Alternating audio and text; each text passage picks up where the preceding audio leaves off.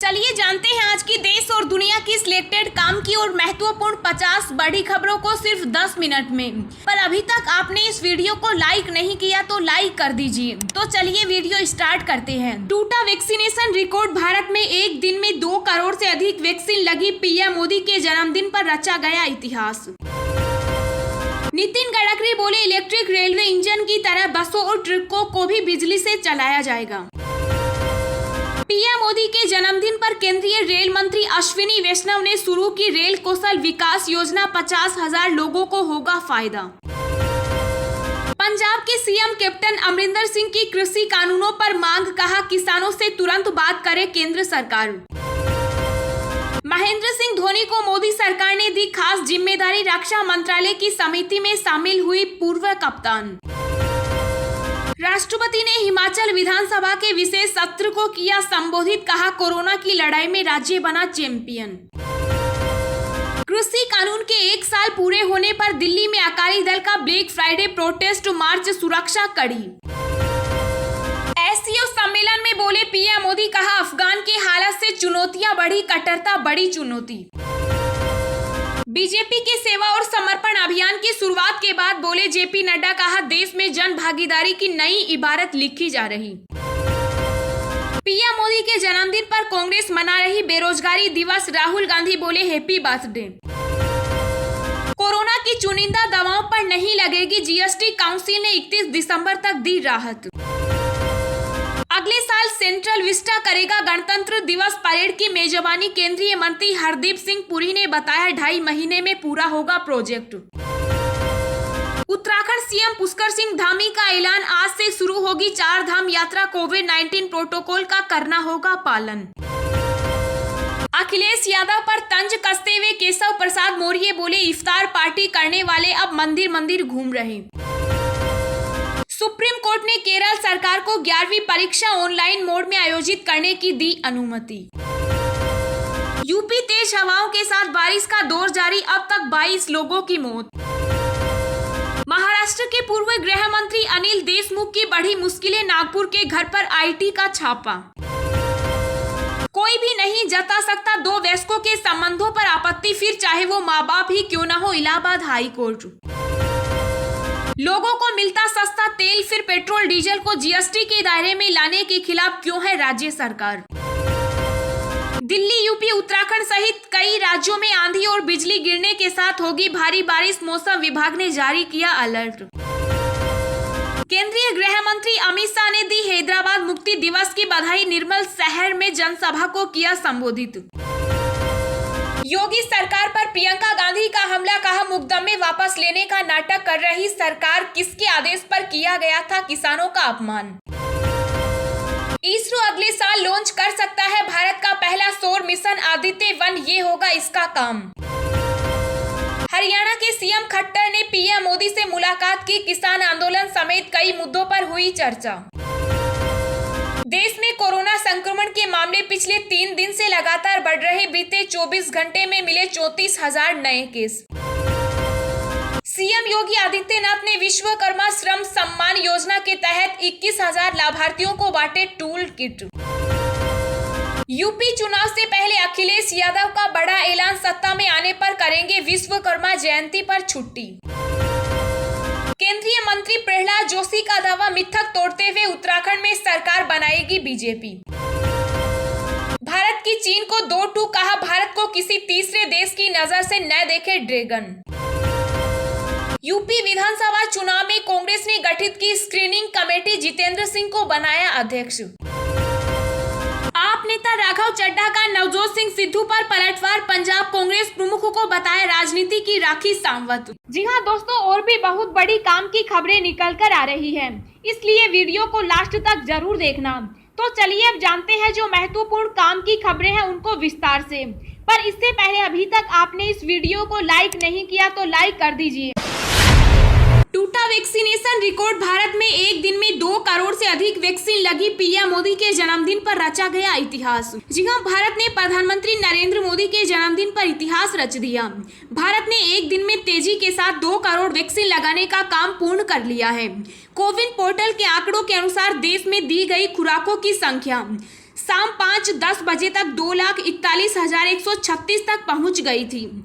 वहीं दोपहर 1:30 बजे तक ही देश में 1 करोड़ से अधिक वैक्सीन लगा दी गई थी। इस बात की जानकारी स्वास्थ्य मंत्री मनसुख मंडाविया ने दी है। देश में अभी भी वैक्सीनेशन कार्यक्रम तेजी से चल रहा है।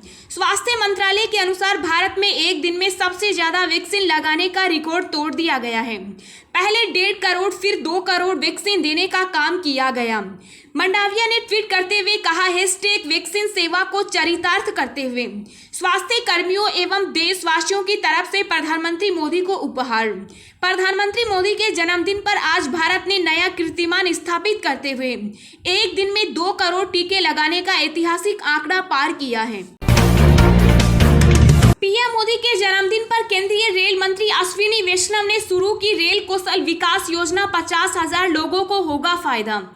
जी हाँ, केंद्रीय रेल मंत्री अश्विनी वैष्णव ने प्रधानमंत्री नरेंद्र मोदी को उनके 71वें जन्मदिन पर बधाई देते हुए रेल कौशल विकास योजना की शुरुआत की। वैष्णव ने मीडिया से बात करते हुए कहा कि मैं हमारे प्रधानमंत्री नरेंद्र मोदी को जन्मदिन की बहुत बहुत शुभकामनाएं देता हूं। उन्होंने न केवल भारत बल्कि दुनिया को भी एक दिशा दी है। रेल मंत्री अश्विनी वैष्णव ने विस्तार से बताते हुए कहा कि रेलवे हमारे पीएम को एक छोटा सा तोहफा दे रहा है। वंचितों का कौशल विकास और उत्थान करके दिल के बेहद करीब है। इसे ध्यान में रखते हुए हम रेलवे कौशल विकास योजना शुरू कर रहे हैं, जो 50,000 लोगों को कौशल में प्रशिक्षण प्रदान करेगा, जो आज दुनिया में प्रासंगिक है। मंत्री के अनुसार यह योजना सभी के लिए निःशुल्क है। राष्ट्रपति, उपराष्ट्रपति, प्रमुख मंत्रियों, नेताओं समेत राहुल गांधी ने पीएम मोदी को दी जन्मदिन की बधाई। जी हां, राष्ट्रपति रामनाथ कोविंद, उपराष्ट्रपति एम वेंकैया नायडू, भारतीय जनता पार्टी के अध्यक्ष जगत प्रकाश नड्डा, गृह मंत्री अमित शाह और रक्षा मंत्री राजनाथ सिंह, कांग्रेस नेता राहुल गांधी समेत कई नेताओं और मंत्रियों ने प्रधानमंत्री नरेंद्र मोदी को उनके जन्मदिन की बधाई दी। राष्ट्रपति रामनाथ कोविंद ने अपने संदेश में कहा, भारत के प्रधानमंत्री श्री मोदी को जन्मदिन की बधाई और शुभकामनाएं। मेरी शुभेच्छा है कि आप स्वस्थ रहें और दीर्घायु प्राप्त कर अपनी सर्वविदित भावना के साथ राष्ट्र सेवा का कार्य करते रहें। वहीं गृह मंत्री अमित शाह ने कहा, देश के सर्वप्रिय नेता श्री मोदी को जन्मदिन की शुभकामनाएं। ईश्वर से आपके उत्तम स्वास्थ्य व दीर्घायु जीवन की कामना करता हूं। इसके अलावा केंद्रीय मंत्री प्रहलाद जोशी, धर्मेंद्र प्रधान, स्मृति ईरानी, भूपेंद्र यादव और मुख्तार अब्बास नकवी समेत कई मंत्रियों और नेताओं ने श्री नरेंद्र मोदी को उनके जन्मदिवस की बधाई दी। कृषि कानूनों के 1 साल पूरे होने पर दिल्ली में अकाली दल का ब्लैक फ्राइडे प्रोटेस्ट मार्च धारा 144 लागू। जी हाँ, केंद्र सरकार द्वारा कृषि कानूनों को पास किए जाने के 1 साल पूरा होने पर अकाली दल द्वारा दिल्ली में ब्लैक फ्राइडे प्रोटेस्ट मार्च किया गया। इस बीच हरियाणा से दिल्ली आने वाले सभी रास्तों को बंद कर दिया गया। राजधानी की सीमाएं सील होने की वजह से लोगों को काफी परेशानियों का सामना करना पड़ा, जिससे अलग अलग इलाकों में भीषण जाम लग गया है। बता दें कि तीनों कृषि कानूनों को 1 साल पूरे होने पर दिल्ली में शिरोमणि अकाली दल के नेतृत्व में गुरुद्वारा रकाबगंज से संसद तक होने वाले मार्च को देखते हुए गुरुद्वारा रकाबगंज पर कड़ी सुरक्षा व्यवस्था की गई। मार्च को देखते हुए दिल्ली पुलिस ने धारा 144 लागू कर दिया गया। इसके साथ ही 2 मेट्रो स्टेशन भी बंद किए गए थे। नितिन गडकरी बोले, इलेक्ट्रिक रेलवे इंजन की तरह बसों और ट्रकों को भी बिजली से चलाया जाएगा। जी हाँ, केंद्रीय सड़क परिवहन एवं राजमार्ग मंत्री नितिन गडकरी ने कहा कि उनका मंत्रालय दिल्ली से जयपुर तक इलेक्ट्रिक हाईवे के निर्माण के लिए एक विदेशी कंपनी से बातचीत कर रहा है। नितिन गडकरी ने राजस्थान के दौसा में दिल्ली मुंबई एक्सप्रेसवे की प्रगति की समीक्षा करते हुए कहा कि इलेक्ट्रिक रेलवे इंजन की तरह बसों और ट्रकों को भी बिजली से चलाया जाएगा। उन्होंने कहा, दिल्ली से जयपुर तक इलेक्ट्रिक हाईवे बनाना मेरा सपना है। यह अभी भी एक प्रस्तावित परियोजना है। हम एक विदेशी कंपनी के साथ चर्चा कर रहे हैं। मंत्री नितिन गडकरी ने कहा कि एक परिवहन मंत्री के रूप में उन्होंने देश में पेट्रोल और डीजल के उपयोग को खत्म करने का संकल्प लिया है।